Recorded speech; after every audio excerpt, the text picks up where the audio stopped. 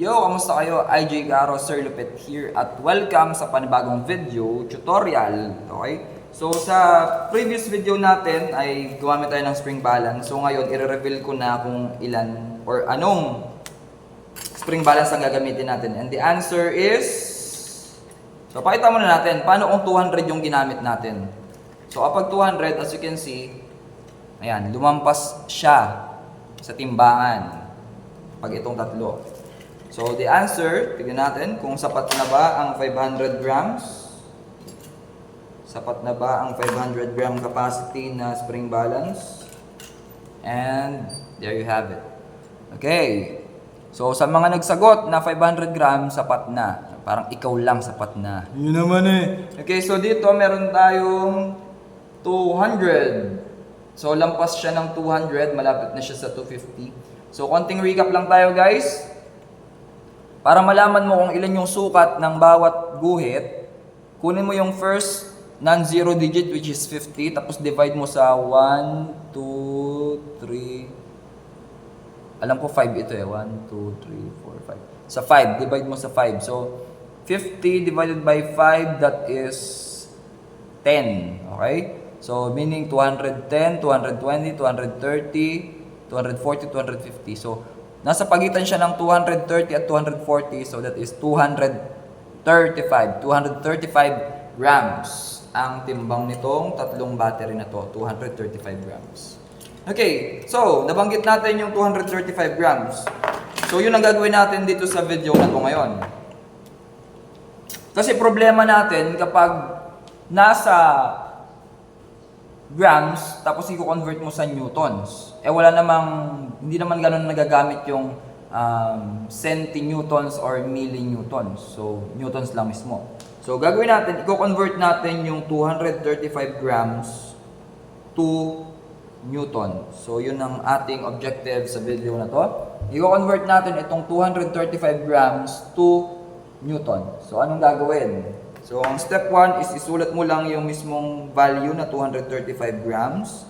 And then, i-multiply natin siya sa isang conversion factor. Yan. So, tandaan nyo itong 235 grams, nasa numerator yan. And ang denominator niya ay 1. Okay? So, ang goal natin ay makancel itong grams at mapalitan siya ng kilograms.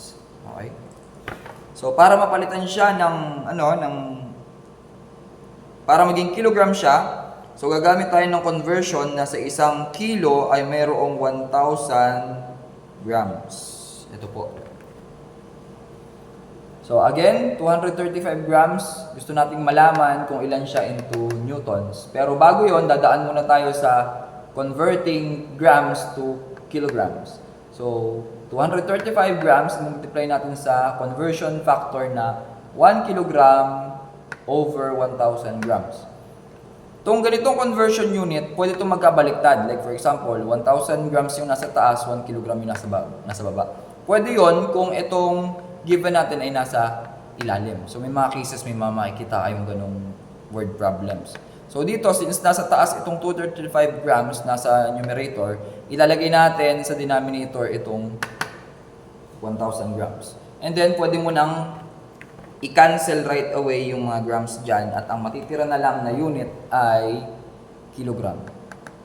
Then simply meron ka ng 235 divided by 1,000. So 235 over 1,000 and then yung unit niya ay magiging kg or kilograms. Ito yun. Yan. So ang basic na rule sa division naman, kapag i-divide mo ang isang non-zero number sa 1,000, pwede kang mag-move ng tatlong decimals to the left. Again, gagamitin nyo lang ito kapag dinidivide mo siya sa 1,000. Pero kung ibang number na, gumamit ka na ng calculator. Okay? So, moving this, 1, 2, 3. So, meaning meron tayong 0.235 kilogram. So, pagka nag-move kayo ng decimal, huwag nyo kakalimutan maglagay ng 0 dito sa unahan and then decimal point.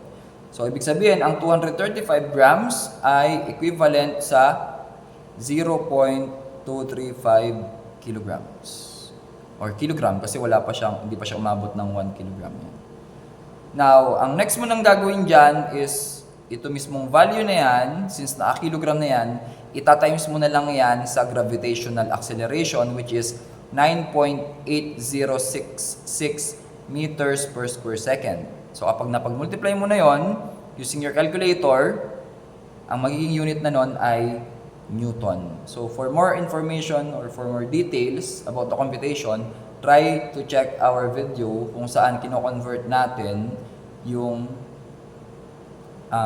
mass papunta sa weight.